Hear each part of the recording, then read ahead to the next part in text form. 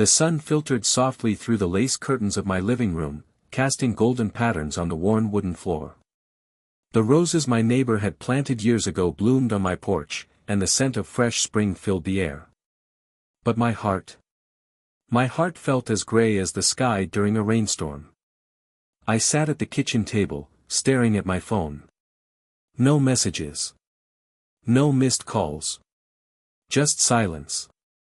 A slice of burnt toast and lukewarm coffee sat untouched before me. The mug had the words, "Best Mom Ever," painted in blue. My son, Daniel, had given it to me when he was 10.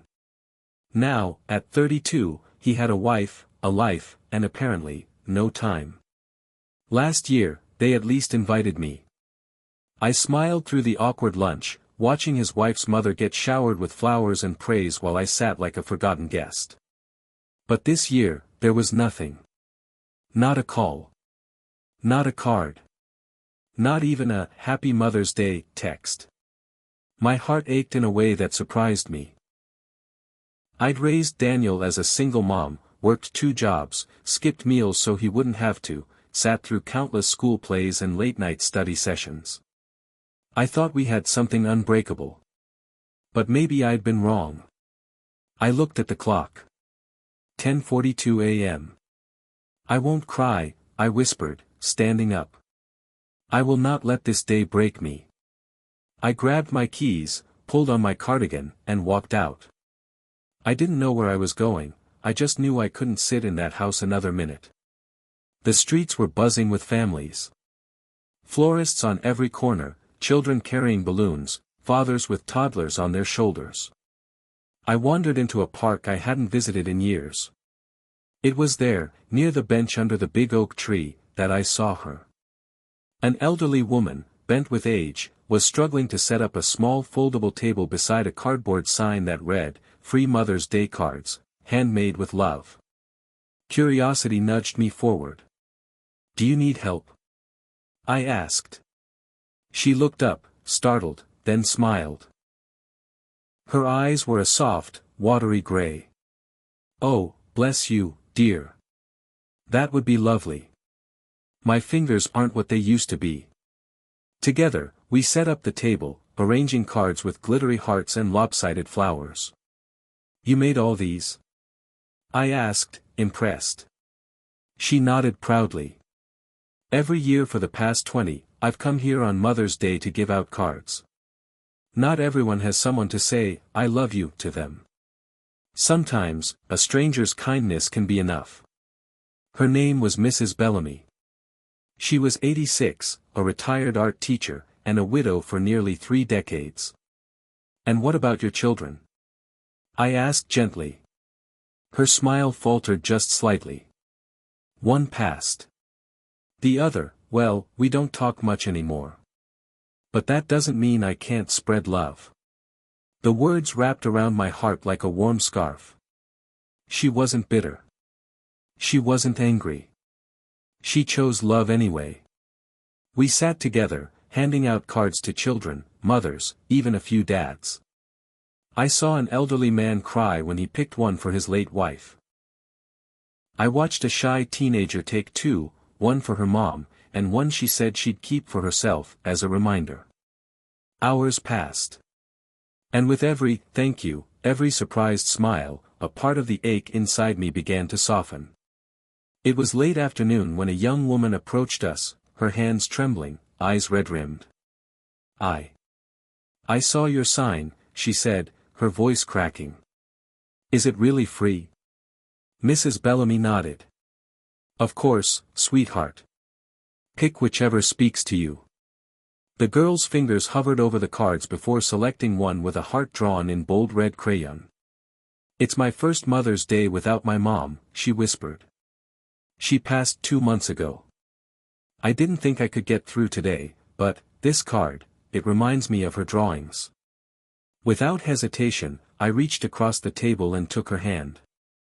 "I lost my mother 20 years ago," I told her. "But she's still with me, every time I sing her favorite song or make her apple pie. Your mother's still here, too. In your heart. In your memories." The girl broke down, and I hugged her, holding her the way I used to hold Daniel when he was scared.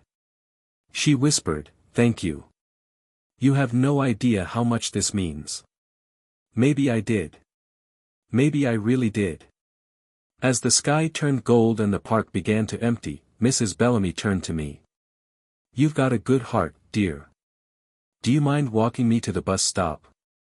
We strolled in silence until we reached the corner. "I come here every year," she said suddenly, "hoping someone like you will show up." I tilted my head. Someone like me? Someone who's hurting but doesn't give up. Someone who still chooses to give. You came here today thinking the world forgot you.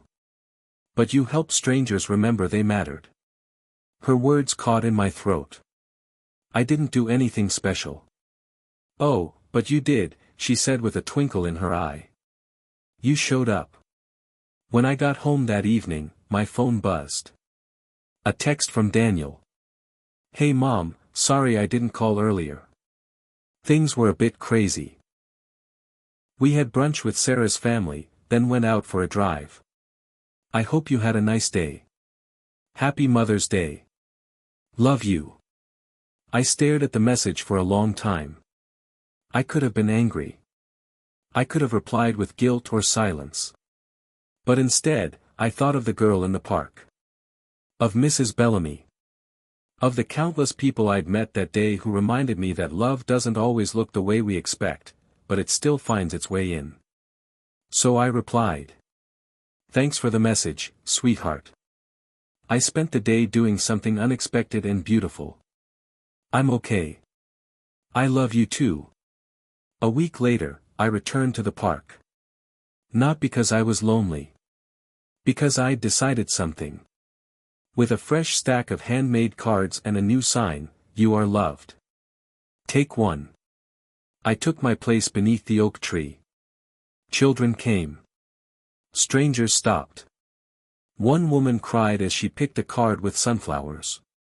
She said it reminded her of her grandmother. They thanked me, hugged me, shared their stories.